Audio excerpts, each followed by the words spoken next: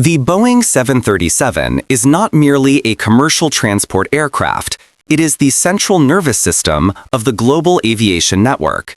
Since its maiden flight in April 1967, the 737 has evolved from a niche short-haul supplement to the Boeing 727 into the most prolific jetliner in history, with over 17,000 orders and 12,000 deliveries recorded by late 2025.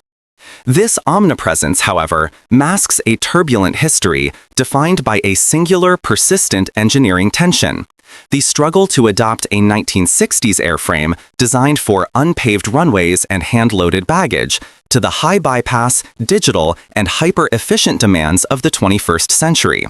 This report serves as an exhaustive historical and technical analysis of the Boeing 737 program.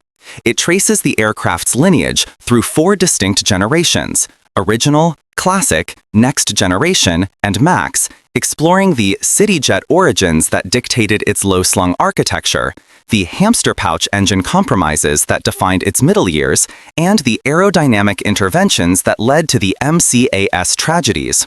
Furthermore, it examines the industrial sociology of Boeing, the golden handcuffs of the single-type rating championed by Southwest Airlines, and the manufacturing quality crises of 2024 through 2025 that have reshaped the aerospace landscape.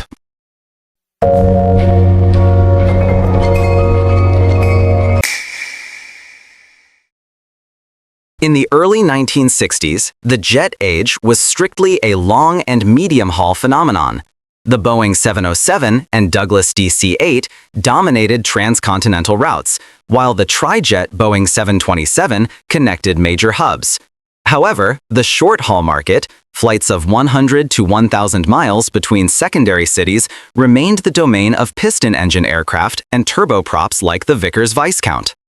Boeing was arguably late to recognize the potential of a dedicated short-haul jet. By the time Boeing initiated preliminary design work on May 11, 1964, the European market had already moved.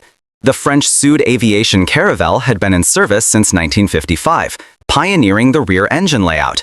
The British Aircraft Corporation, BAC, was flight testing the BAC 111, and the Douglas Aircraft Company was nearing certification of the DC-9, a robust twin-jet that would become the 737's primary historical antagonist.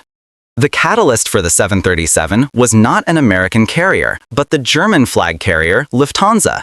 Lufthansa required a city jet, an aircraft capable of operating with high frequency between German industrial centers like Frankfurt, Munich, and Hamburg.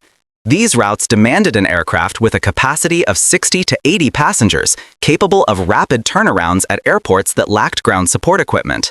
2. Gerhard Holtje, a member of the Lufthansa board of directors, was instrumental in shaping these requirements, pushing Boeing to develop an aircraft that could match the economics of the DC-9, but with superior passenger appeal.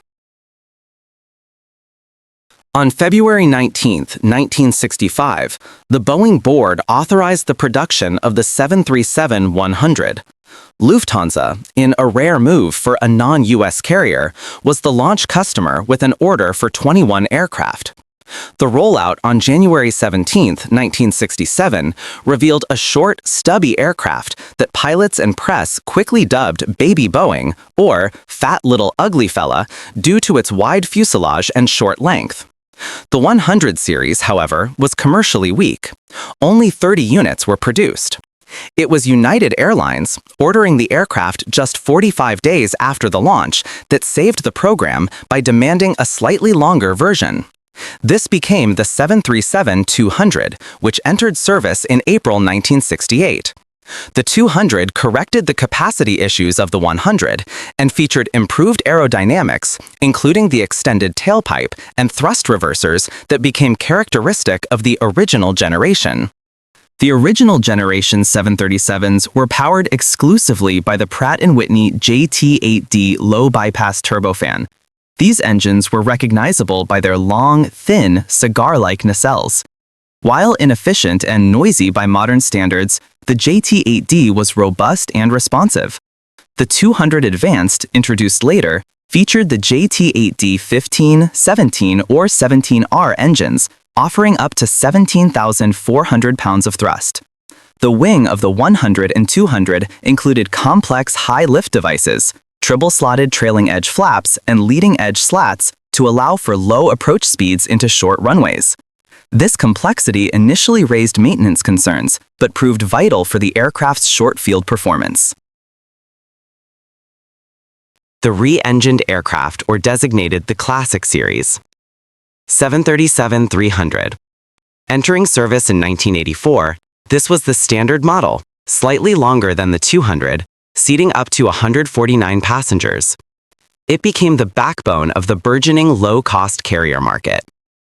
737-400. A stretched variant introduced in 1988 to compete with the MD-80 and fill the gap left by the 727. It featured a tail bumper to prevent tail strikes during rotation. 737-500. The shortest variant, introduced in 1990 as a direct replacement for the 200, offering the efficiency of the new engines with the smaller capacity suited for thin routes.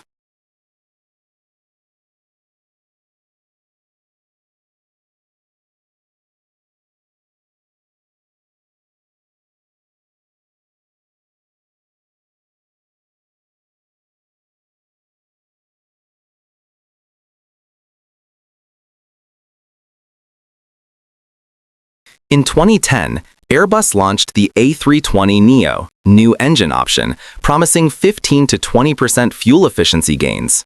American Airlines, a loyal Boeing customer, warned Boeing that it was about to place a massive order for the Airbus jet. Boeing, which had been tentatively studying a clean sheet replacement aircraft, NSA, panicked. To secure the American Airlines order, they abandoned the clean sheet design and decided to re-engine the 737 yet again.